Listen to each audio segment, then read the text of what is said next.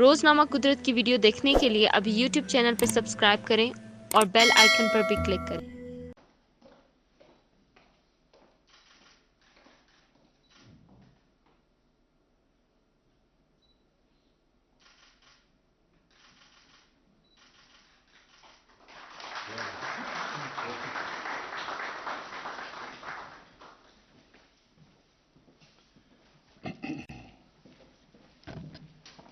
بسم اللہ الرحمن الرحیم ایاک نعبد و ایاک نستعین۔ 2019 میں ایک اوورسیز پاکستانی جن کا نام عرفان علی تھا اور غالباً گریس سے انہوں نے پرائم منسٹر کے پورٹل پہ ایک میسج بھیجی، اور وہ میسج یہ تھی کہ انہوں نے کہا کہ یہ اتنا مشکل پروسیس ہے یہ پاور آف اٹارنی کا کہ ایک اوورسیز پاکستانی کے لیے بڑا ہی مشکل ہوتا ہے، اور ٹریول کرو اور پھر جاؤ اور پھر دیر لگتی تھی اور فزیکل پریزنس ہونی چاہیے تھی۔ تو اور جس طرح کہا گیا یہ چھوٹا نمبر نہیں ہر سال جس کو پاور اٹارنی چاہیے ہوتی ہے، کوئی 75,000 پاکستانیوں کو سالانہ یہ اس پروسیس سے گزرنا پڑتا تھا۔ تو اس نے یہ کہا کہ یہ آپ اس کو ڈیجیٹائز کیوں نہیں کرتے ہیں، ٹیکنالوجی کا استعمال کریں۔ اور اس نے پھر ایک تجویز دی میرے پورٹل کے اوپر۔ اس کے بعد یہ پروسیس شروع ہوا، اور اس کے بعد پھر جتنا نادرا کو بھی ایکٹ بھی چینج کیا گیا، اور آج ہم ادھر پہنچ گئے ہیں کہ ہم انہی پاکستانیوں کے لیے جو محنت کش پاکستانی جن کے اوپر ہمارا ملک چل رہا ہے آج، ان کی جو ریمیٹنسز ہیں تقریباً $30 ارب ریمیٹنسز بھیجتے ہیں ہر سال وہ، اور جو ہم ایکسپورٹ سے وہ جو گیپ پورا نہیں کر سکتے، ان کے پیسے کی وجہ سے آج ہم پاکستان ادھر کھڑا ہے۔ تو اس لیے مجھے آج خوشی ہو رہی ہے کہ ہم نے ان کے لیے ایک اور آسانی پیدا کی۔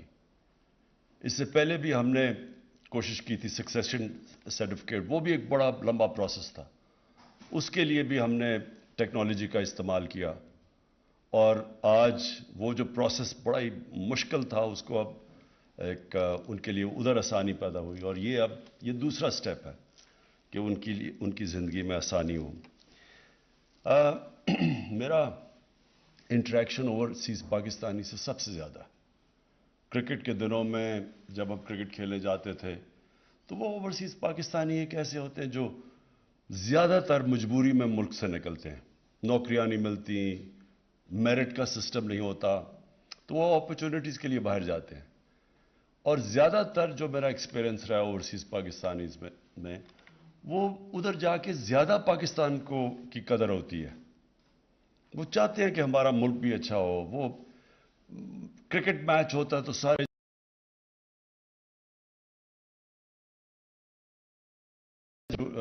اوورسیز پاکستانیز دعا کر رہا ہوتا ہے پاکستان کے لیے، اس لیے کہ وہ ان کو اور زیادہ قدر ہو جاتی ہے اپنے ملک کی، اور میں ان کو بڑے پیٹریوٹک پاکستانیز ہمیشہ سمجھتا ہوں۔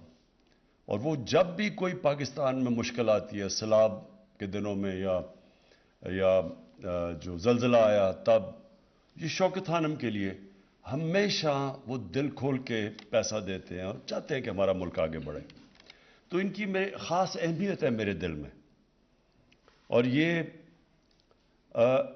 یہ وہ لوگ ہیں جو کہ ہمارا سب سے بڑا اثاثہ ہے۔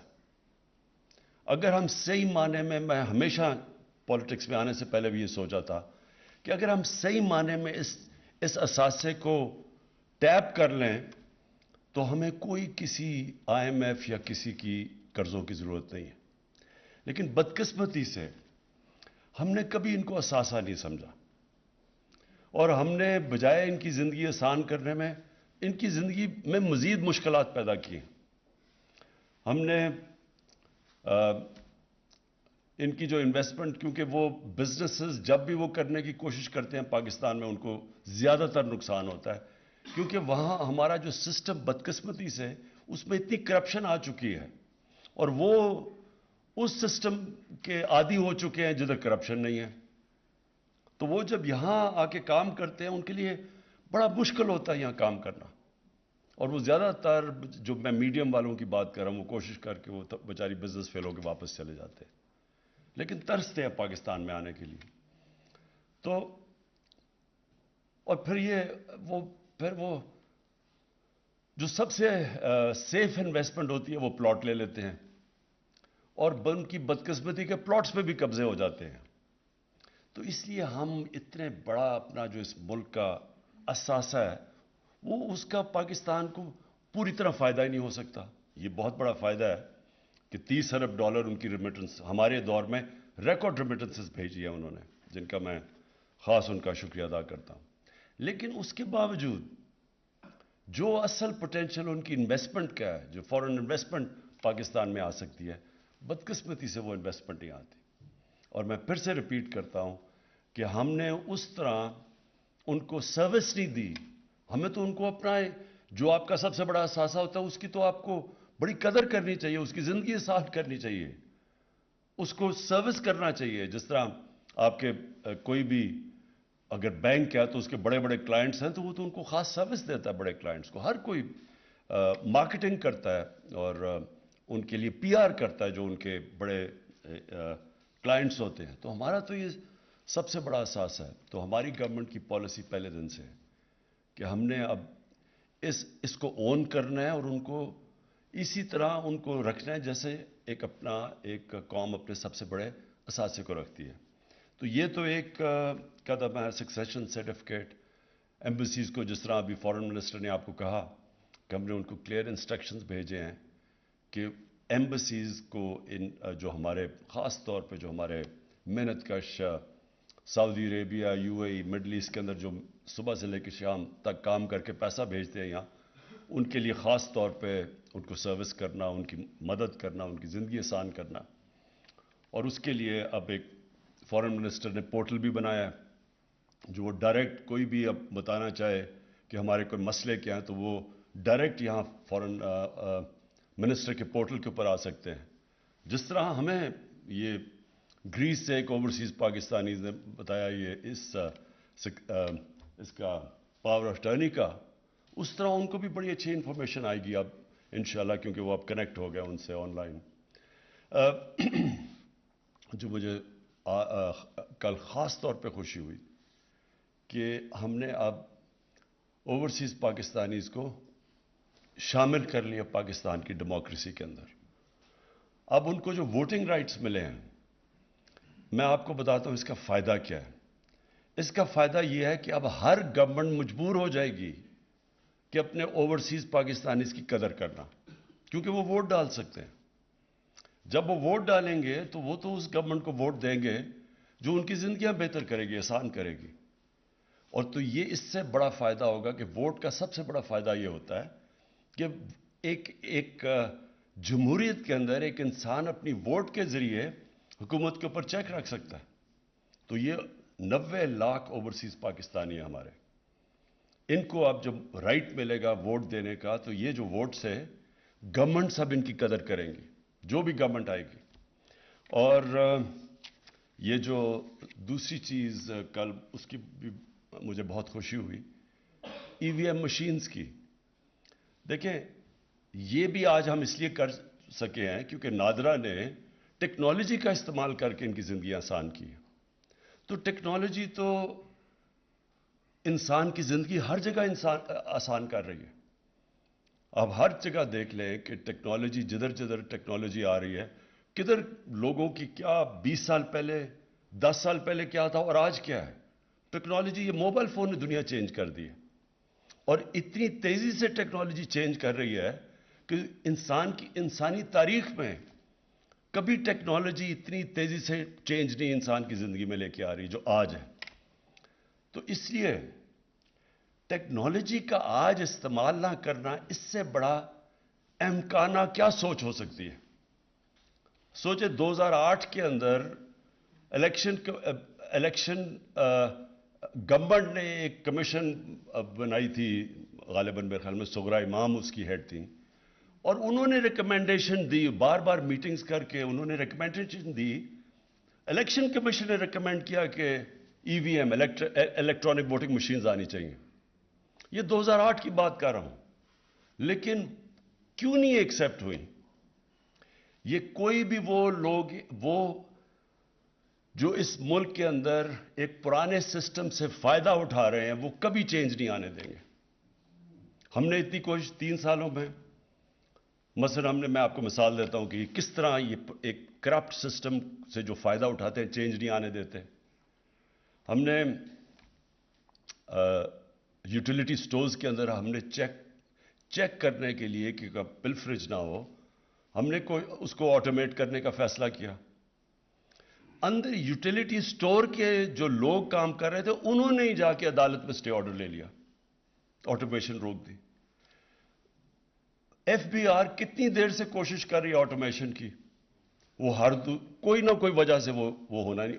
اندر سے لوگ، ایف بی آر کے اندر سے لوگ آٹومیشن نہیں آنے دیتے، کیونکہ یہ جو سسٹم بنا ہوا ہے اس میں سے بدقسمتی سے پیسہ آتا ہے. اسٹیٹ گورنمنٹ کے پاس پیسہ نہیں آتا، لیکن جو ٹیکس کلیکٹ کرنے والے ہوتے ہیں ان میں سے کوئی بڑا پیسہ بناتے ہیں. ٹریک اینڈ ٹریس سسٹم، بڑی بڑی کمپنیز، بڑے بڑے ایسے سیمنٹ ہوا یا جدھر اربوں اربوں روپے کی سیلز ہوتی ہیں، شوگر، سگریٹ، یہ کتنے 15 سال سے کوشش ہو رہی ہے کہ ٹریک اینڈ ٹریس سسٹم آئے تاکہ وہ جو چیز بیچتے ہیں، مثلا اگر 100 یونٹس بیچ رہے ہیں تو وہ صرف 70 یونٹ ڈکلیئر کرتے ہیں، 30 آف بکس بیچ دیتے ہیں. تو ٹریک اینڈ ٹریس سسٹم سے یہ ختم ہو جانا تھا. یہ اب جا کے ہماری 3 سال کی کوششوں سے انشاءاللہ اگلے ہفتے پہلی دفعہ پاکستان کی تاریخ میں ہم ٹریک اینڈ ٹریس سسٹم لے کے آ رہے ہیں، جس کو کئی سالوں سے سیبوٹاج کیا گیا. تو یہ وہ لوگ جو کہ پرانے سسٹم، کرپٹ سسٹم سے فائدہ اٹھا رہے ہیں وہ چینج نہیں آنے دیتے. اب ای وی ایم مشین ہے، ساری دنیا میں کام کر رہی ہے. ہمارے سارے جتنے مسئلے ہیں جو ہماری ہوئی تھی جوڈیشل کمیشن 2015 میں، اس نے لسٹ کیا 6 ہفتے کی ہیئرنگ کے بعد کہ کیا کیا مسئلے ہیں کہ پاکستان میں صاف اور شفاف الیکشن 1970 کے بعد نہیں ہو سکے. انہوں نے لسٹ کی کیا وجوہات تھی، وہ سارے مسئلے ختم ہو جاتے ہیں ای وی ایم مشین سے. پچھلے الیکشن کے اندر 15 لاکھ ووٹ ضائع ہوئی، وہ اگر ای وی ایم مشین ہوتا تو 15 لاکھ ووٹ کاسٹ ہو جانی تھی. اس میں بہت بڑے فراڈ چلتے ہیں، جعلی ووٹس ہیں، مرے ہوئے لوگوں کی ووٹس انہوں نے درج کروائی ہوئی ہیں، یہ ساری اڑ جاتی ہیں جس دن ای وی ایم مشین آئے. تو ای وی ایم مشین سے ہمیں کیا فائدہ ہے؟ یہ ایسی ہے کہ جب میں کرکٹ میں 8 سال کوشش کی نیوٹرل امپائرز لانے کی، اب مجھے کیا فائدہ تھا نیوٹرل امپائرز کا؟ اور پاکستان وہ ملک ہے جو دنیا 200 سالہ کرکٹ کی تاریخ میں جو نیوٹرل امپائر لے کے آئے تھے. ہم نے سینٹ الیکشن میں کہا کہ اوپن بیلٹ ہونی چاہیے، کیونکہ سب کو پتا ہے کہ سینٹ کے اندر پیسہ چلتا ہے، ووٹ خریدی جاتی ہے کیونکہ سیکرٹ بیلٹ ہے، خفیہ بیلٹ کے اندر پیسہ چل جاتا ہے، سب کو پتا ہے. 30 سال سے پیسہ چل رہا ہے. ہم گورنمنٹ میں بیٹھ کے ہم نے کہا کہ اوپن بیلٹ ہونی چاہیے، پتا چلے کہ کس نے کس کو ووٹ دی ہے. یہ دونوں جماعتوں نے اس کے خلاف کھڑے ہو گئے. یعنی اس میں مجھے کیا فائدہ، ہماری پارٹی کو کیا فائدہ کہ اگر لوگوں کو پتا چل جائے کس نے کس کو ووٹ دی ہے. تو یہ سارے وہ لوگ ہیں جو کرپٹ سسٹم کو بچا رہے ہیں. اور یہ ساری جنگ پاکستان میں یہ ہے کہ ایک طرف ایک کرپٹ سٹیٹس کو بیٹھا ہوا ہے جو ایک کرپٹ سسٹم کو بچا رہا ہے، اور دوسری طرف ایک ملک کو آگے بڑھانے کی کوشش ہو رہی ہے نئی ٹیکنالوجی کا استعمال، ریفارمز کر کے، اصلاحات کر کے. اور یہ اس وقت یہ جو سارا اسمبلی میں کل ڈرامہ ہوا تھا وہ اس چیز کا تھا. کیوں روک رہے ہیں آپ اوورسیز پاکستانیز کو ووٹ ڈالنے میں؟ ان کی پیسہ تو آپ لے لیتے ہیں لیکن وہ ووٹ نہیں دے سکتے. ان کے پیسے پہ ملک چلتا ہے لیکن ووٹ نہیں ہم نے لینے دینا ان کو. ای وی ایم مشینز 2008 سے کوشش کر رہے ہیں لیکن یہ بلاک کر رہے ہیں. آج کیونکہ میں اوورسیز پاکستانیز کو ایڈریس کر رہا ہوں اور میں ان کو یہ کہنا چاہتا ہوں کہ ہماری گورنمنٹ ایک تو بہت خوش ہے کہ آپ کو ووٹنگ کا رائٹ ملا، اور اب ہم آئی ووٹنگ کے ذریعے آپ شامل ہوں گے پاکستان میں. پاکستان کی گورنمنٹ سینسٹیو ہوں گی کہ اوورسیز پاکستانیز کی کیا پرابلمز ہیں. اور دوسرا ان کی ہم نے زندگی آسان کی ہے اور انشاءاللہ ان کی زندگی مزید ان کے لیے ہم اور سہولتیں پیدا کرتے جائیں گے ان کو یہ بتانے کے لیے کہ پاکستان کی قدر کرتا ہے. شکریہ. روزنامہ قدرت کی ویڈیو دیکھنے کے لیے ابھی یوٹیوب چینل پر سبسکرائب کریں اور بیل آئیکن پر بھی کلک کریں.